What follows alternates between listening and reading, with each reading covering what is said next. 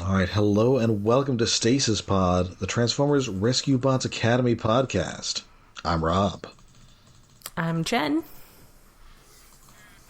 And this episode is full of quotes, including the title, which is awkward.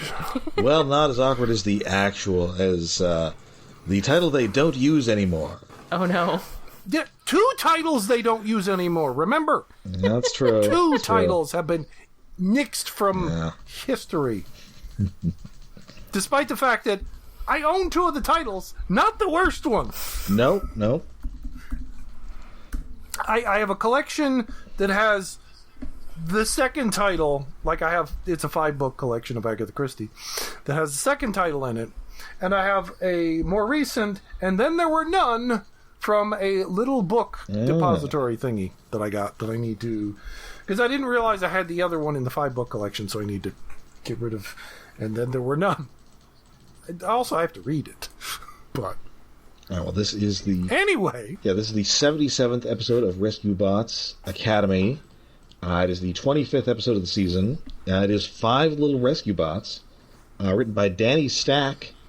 Last seen in these parts writing Shall We Dance? Oh, okay. So Whirl is possibly super high because she's just looking at a seed pod. Because it's that kind of way. It's like, oh, it looks sort of like Jupiter, kind of like planet, and then we find out it's an itty-bitty thing, which had me thinking, oh, is this episode going to be one of those ones where the bots get shrunk down and go into a tiny little world? And the references at the beginning of this episode kind of lend toward that. Yeah. It's like, I thought that's where we were going, but that's not where we go. Well, that one little root growing out of it made me think of Little Prince's asteroid. Yeah, I can see that. Oh, I haven't thought about the Little Prince in decades. I haven't thought about it since I worked at a used bookstore. So she's just hanging out with Chase, and then everybody else comes in. And they're all like, hey, guess what we've been doing? And Whirl tries to guess, and her guesses are all terrible. They are quite ridiculous. Yeah, including the small things. Yes, they're silly. But that's when Chase goes to his mind palace to deduce what they've been doing. Gets all Sherlock up in here. If this show had a bigger budget, we'd see like figures and numbers sort of like whirling around his head. That would be amazing. No, not that kind of shit. He's like, I'm almost surprised he didn't pull out a little deer stalker, but he's like, well, your boots are covered in like Everglades mud, so you've been in Florida, and one of you has clearly been chomped upon by an alligator. So you were rescuing someone from an alligator, and I deduced that he was a fisherman because Medix straight up has a fish hook embedded in him. Ouch. In his tire. I mean, this was... So... Yes. A soft part.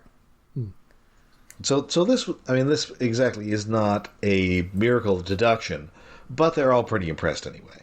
I mean, they're kids. They're easily impressed by minor deductions. Well, Whirl is going to be... she's going to have to know this because her final exam on deductive reasoning is coming up. And they're all going to a wilderness training camp, and Heatwave has designed a puzzle so fiendish that even Chase doesn't know the answer. It's like we're getting all the last of Sheila up in here.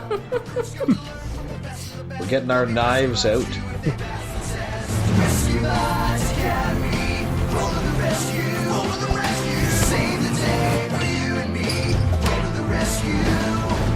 Hot shot, Whirl, hoist, Medix, and Wedge. Their teamwork together will give them the edge. Rescue Bots Academy. Go to the rescue. Go, wow. Yay, wilderness training camp. Jeez. It's going camping. It's camping episode. So they're headed off to Natura Island. Sure. Which is apparently under the jurisdiction of Griffin Rock. Yes. Yeah. Despite... But once again, having a bunch of pine trees or and something? lizards and... palm trees. And lizards and other things that suggest a more southern location. Mm-hmm. Or a Jurassic location. Yes. Possibly. It's like I was half expecting a velociraptor to pop up once they got there. Okay, sorry. And I admit, with a name like Natura Island, I might just expect that it had like a nudist colony. Yeah. I mean, rescue bots aren't going to care.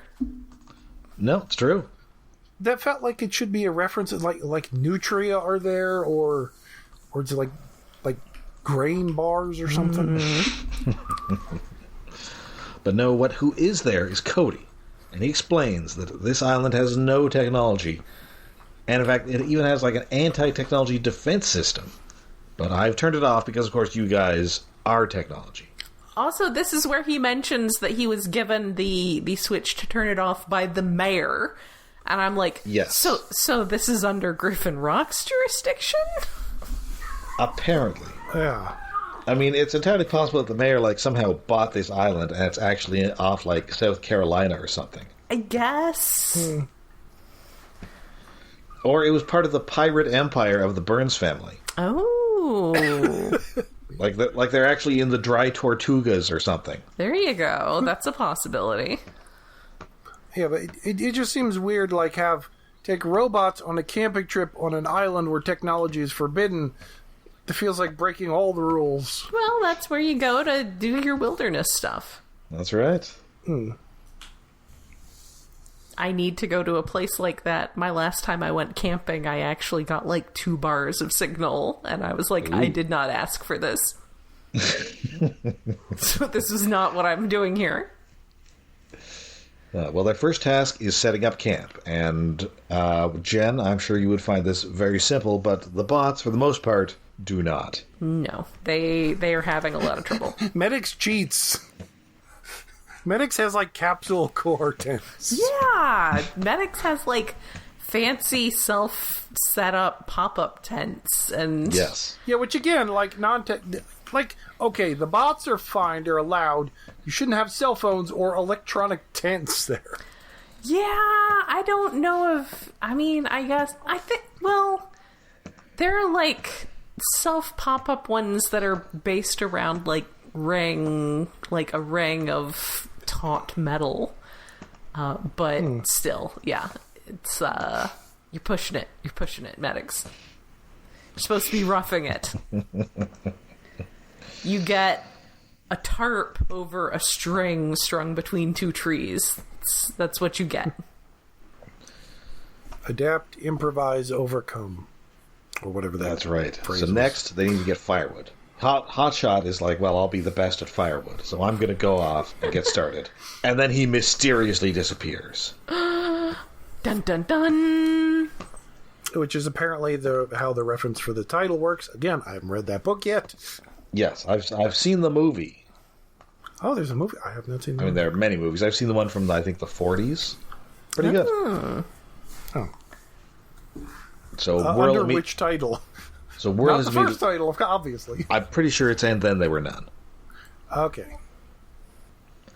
So Whirl decides, okay, this must be the test. She's very excited.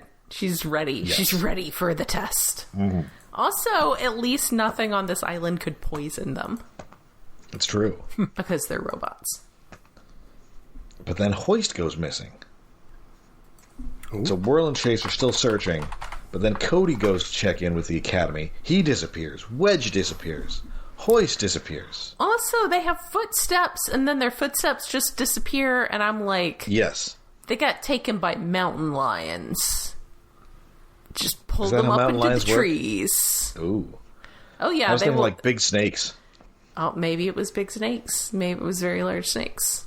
But I was thinking mountain lions. Because mountain lions will just drag you up into a tree. Ooh. I mean, I think after they kill you. Right. I think they go for the neck usually. Yes.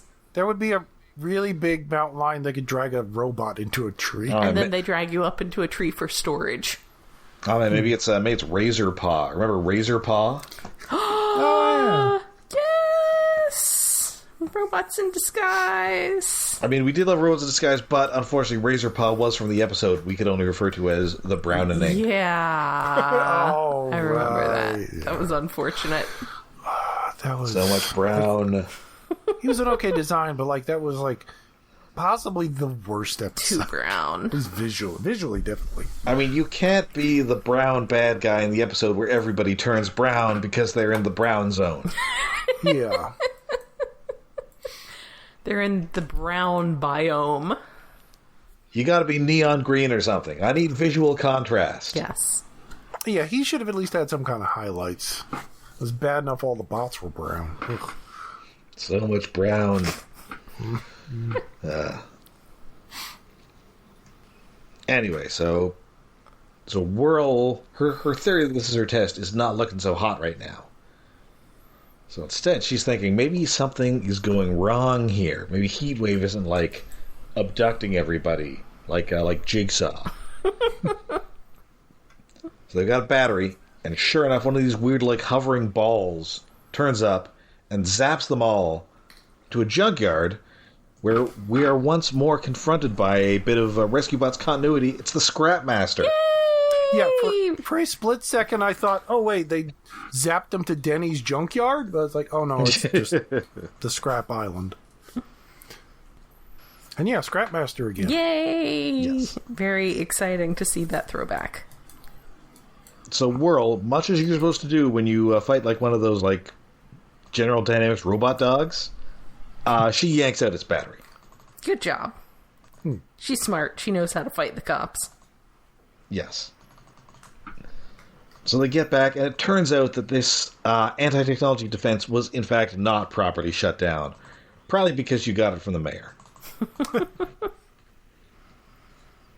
Good job. And I wonder if this is the island of misfit tech that they were sent to here. I mean, presumably. Well, yeah, since it's a Scrapmaster, I would assume so. Yeah, since that's where the Scrapmaster is. Yeah, unless there's more than one Scrapmaster. Well, because apparently the Scrapmaster is going to reappear. yeah, they kind of did say Scrapmaster in a way. It's as in multiple Scrapmasters could exist. Yes. But, All right. So, where was I here? Oh, and then we get to the wrap up of the episode when Heatwave finally arrives, kind of in hiding. In a hilarious tree costume.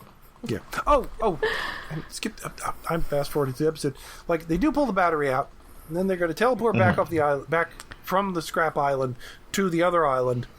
And Hotshot has the bright idea of, I'll stick the battery back in the Scrapmaster because we don't want to kill it. Well, because they need to leave things. They're leaving no trace. That's important when you go camping. Which, again, it's always weird when, like, Hotshot is the one that knows the moral of the episode. That does something sensible. Yes, they turn him back on, they warp back, and then there's a stupid-looking tree. Yes, it is. It looks like he's about to huck some apples at Dorothy. Well, first I thought he was going to, like, drop the tarp that was the tree in front of him like he was a ninja from a very bad anime or something. But no, he just turns around and his face is coming out of the tree. Yes.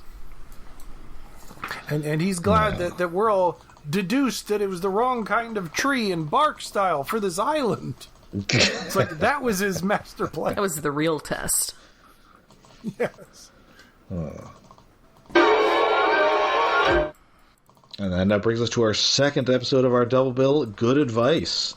And this is the final episode of the first half of this second season. So after this, we are 3/4 of the way through Rescue Bots Academy. We're going down that hill. We're picking up speed. That's right. So this first aired June 20th, 2020. Written by Jacob Sawan.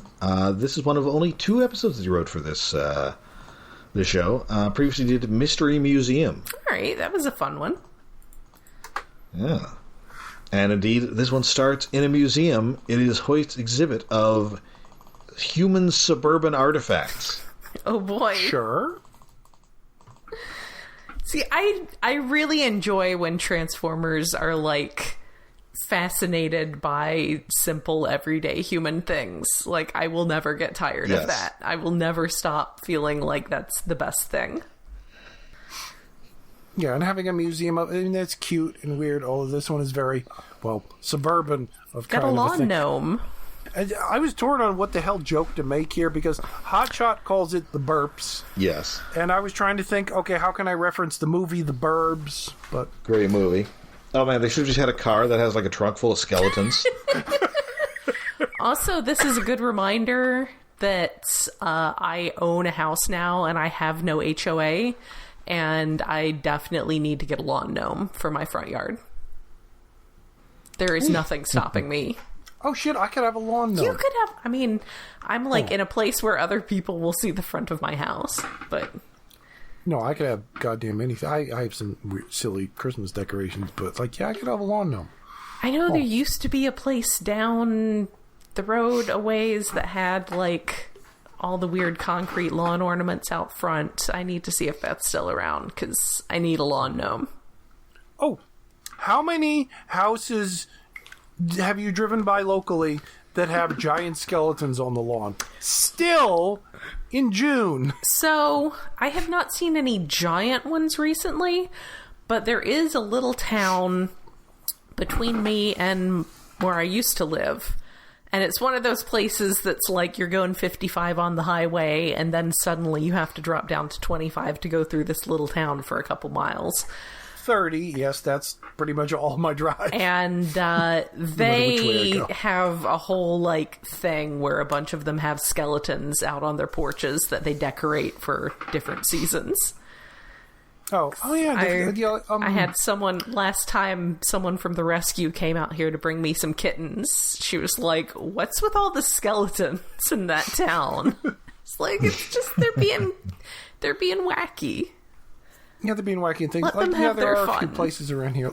Like, but there was one like that on a road that I don't normally go to. I went the other day because I had to take a detour, and it was a giant skeleton walking its giant dog with a giant cat. Oh my goodness, that's amazing. Yeah, normally it's just like some other places it's just the giant skeleton that's out most of the year. There's one place that has a tire swing with two skeletons on it. Oh, that's great. That normal sized skeletons for that one. Man, I need to... I mean, a 12-foot skeleton would take up my entire front yard because I just have a little townhouse, but I should get some more yard decorations. I need to liven the place up a little bit. I have a windmill Ooh. that is slightly falling apart at this point, but I need to get a lighthouse or something. Anyway, the episode. Anyway, once again, Hotshot's sports obsession causes disaster again because he like kicks a soccer ball and it ends up bouncing off everything and destroying all the displays. Yes. Oh, Hotshot.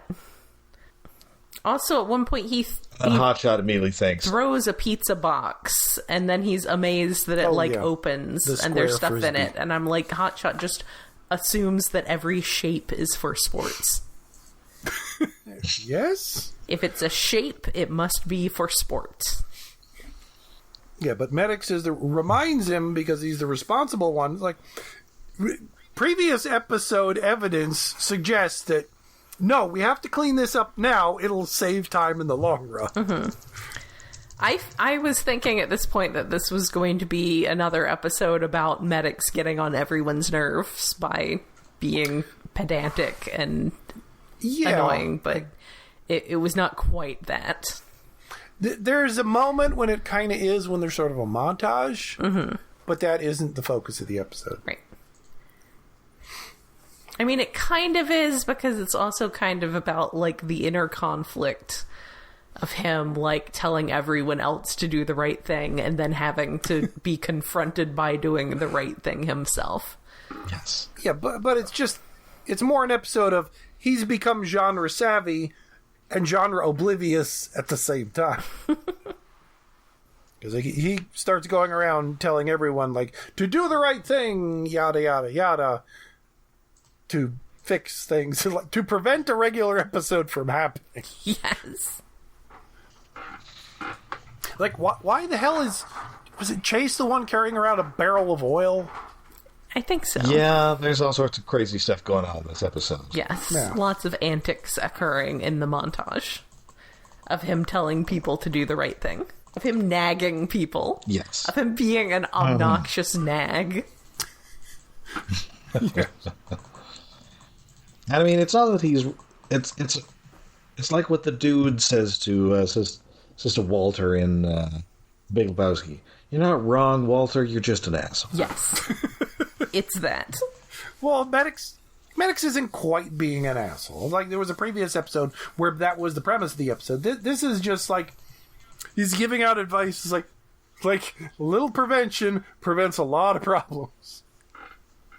So these two end up, cleaning up this museum, and then Wedge is trying to clean up their living quarters from, like, a crazy amount of garbage in here. Yeah, what the hell, guys? And throw away your wrappers when you're done. Well, they do produce a lot. Like, in previous episodes, it's happened, too. Like, they produce so much garbage for things that do not eat and leave wrappers behind. Yeah.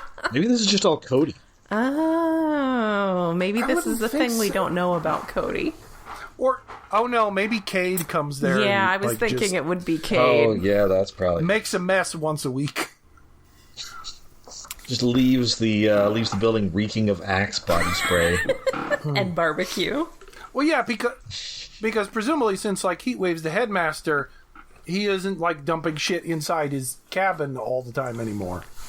He needs somewhere else to just dump his garbage. Yes. Yeah. So he just does it in their hangout room. Man, Cade. It's possible that pizza box wasn't one of the exhibits. He just left it there. Yes.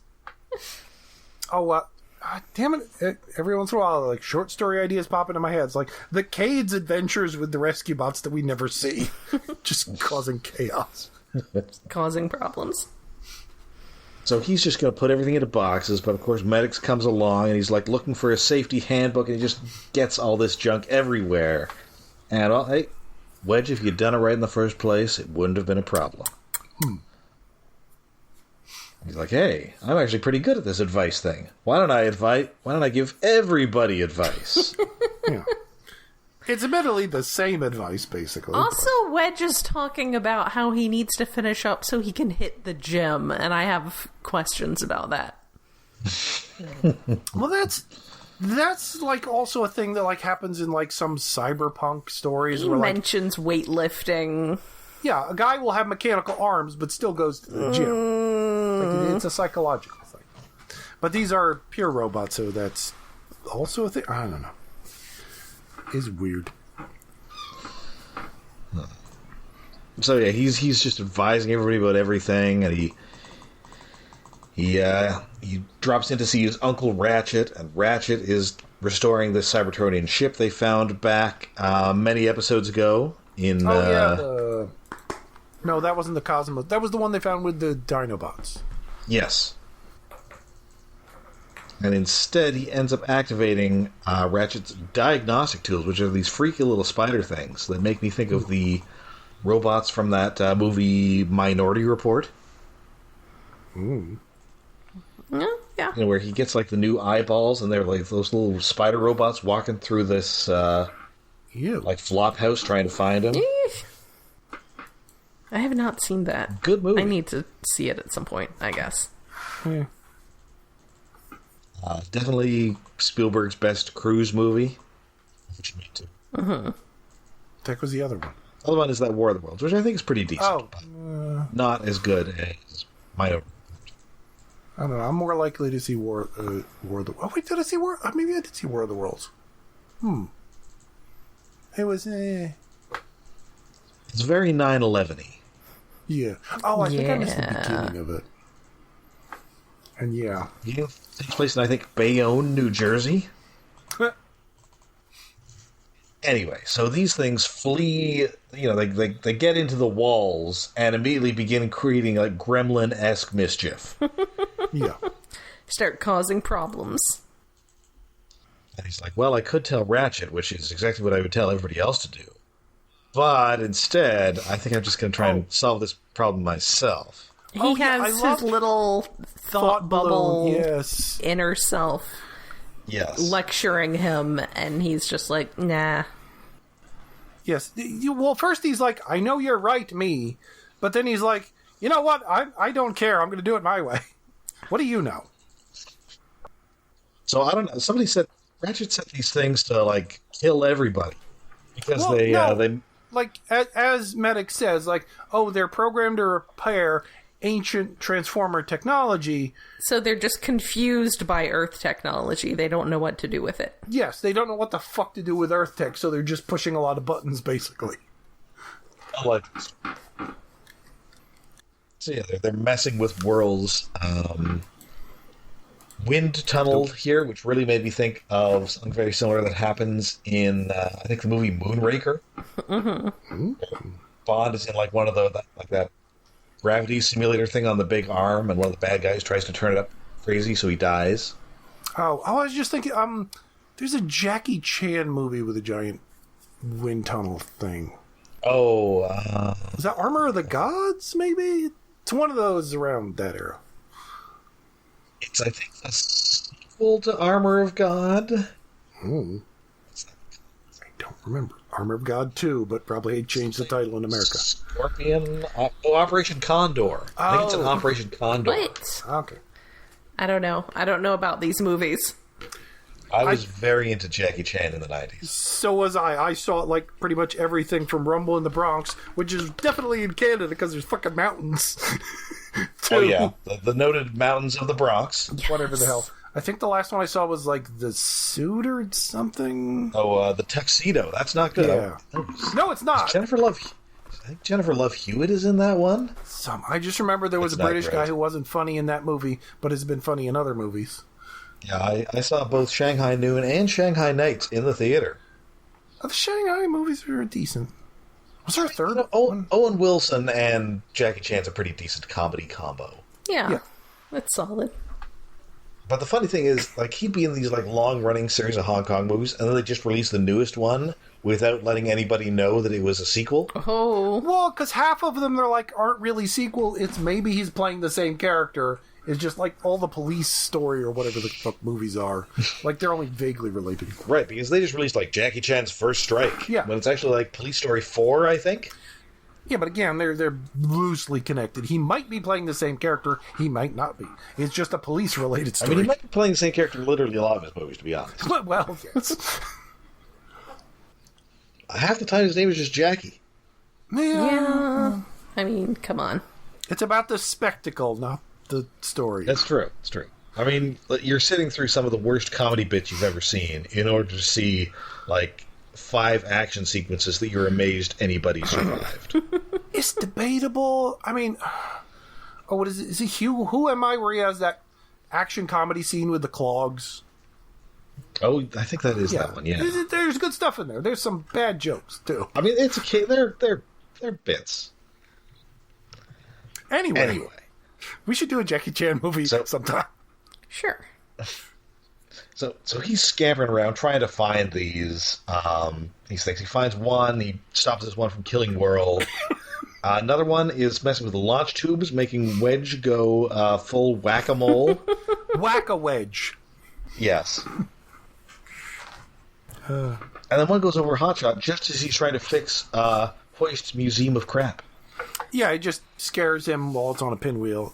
I don't even think it does anything. It's like Hotshot just turns around and is startled by it and falls backwards. Yes. So he gets these all back to the lab, thinks that I'm home free. Ratchet comes in, and then Medix is startled and just accidentally turns them all on again. Yeah, but Uncle Ratchet has a button for that. It's like, no, just press the recall button here. It's like, shit. Oh, yeah. You could just press the button. Good job. And then everybody just troops in and is like, the base is trying to kill me.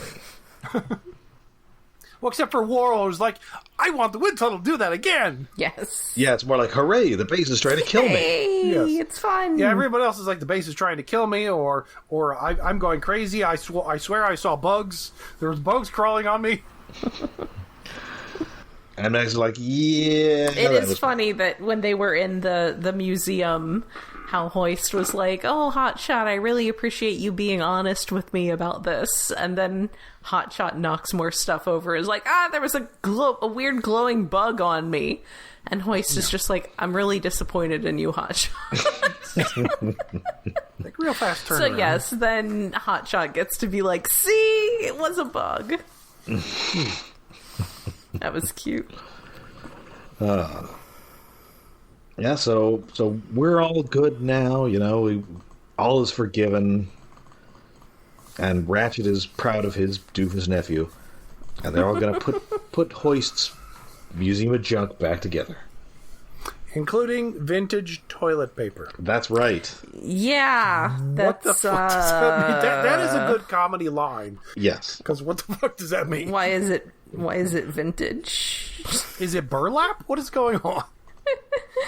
Why does the toilet paper need to be vintage? What kind of vintage? It's just it's an old Sears catalog.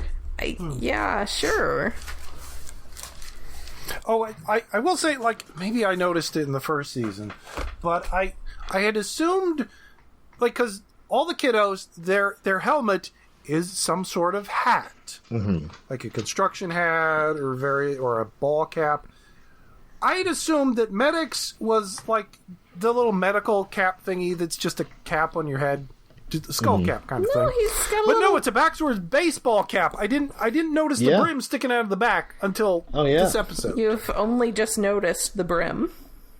Yeah, or I might have noticed it before, I just forgot. But it's like he's like Adam X, the Extreme. Oh God, yeah, no. It's just weird that it seems out of character for him. And especially since I came up with the idea, it's like, oh, that would be a good design for one of these robot kiddos.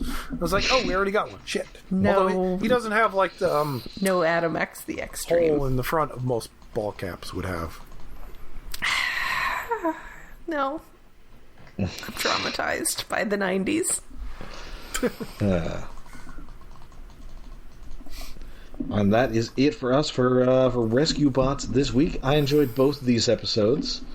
I think I liked I liked 5 little Rescue Bots better, but I definitely enjoyed the 2. They weren't, they were both pretty amusing.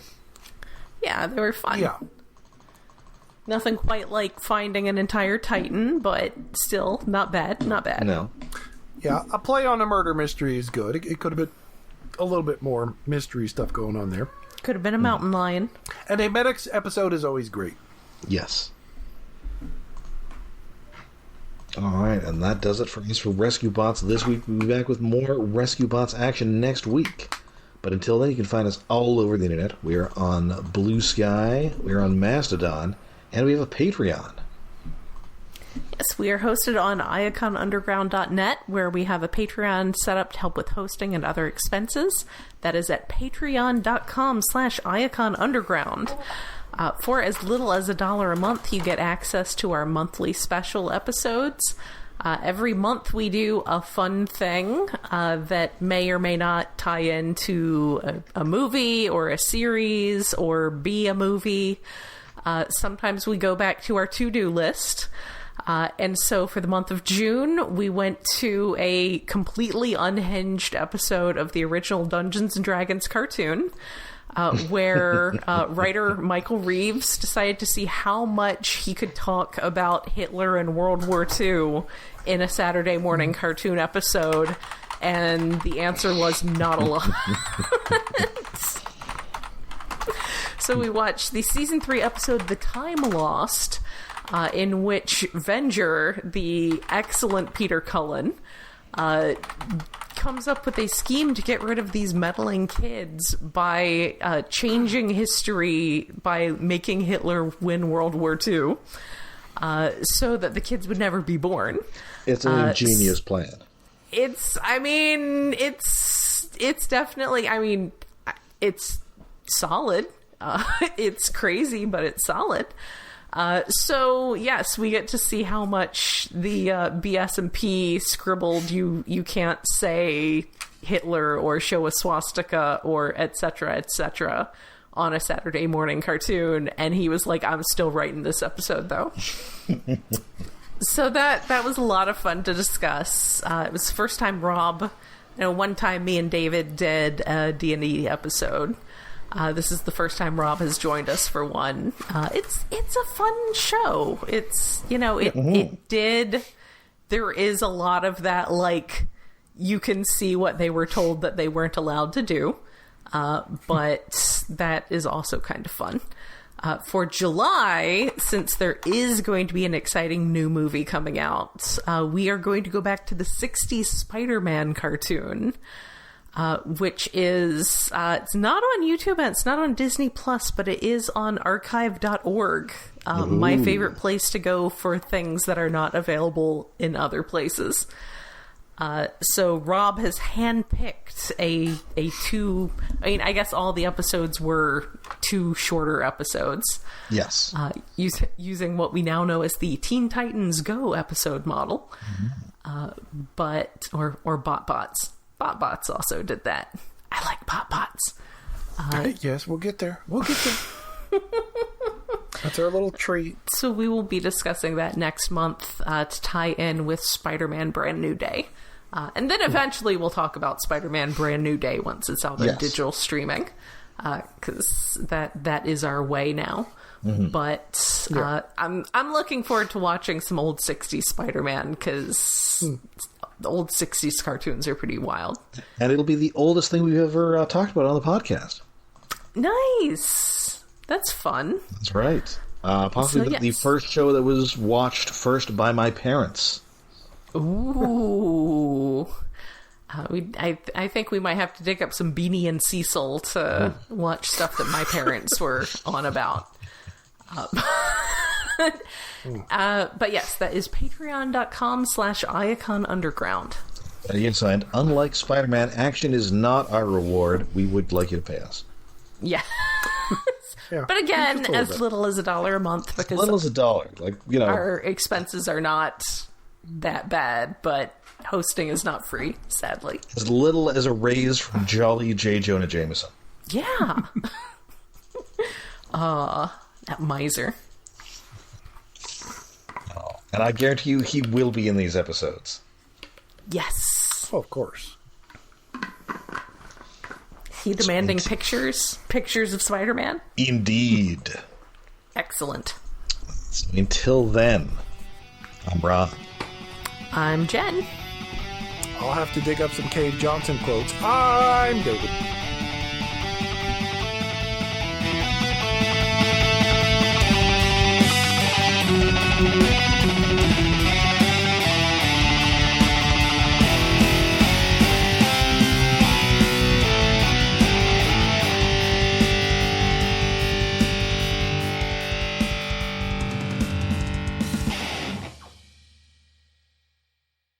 Okay, squiggles are squiggling. Dun, dun, dun, dun, dun. Baby cats are napping. Okay. Yeah, I'm looking at you, Emily. I see you. Aww. All right. I'd say she's a good baby, but she's drama. Baby?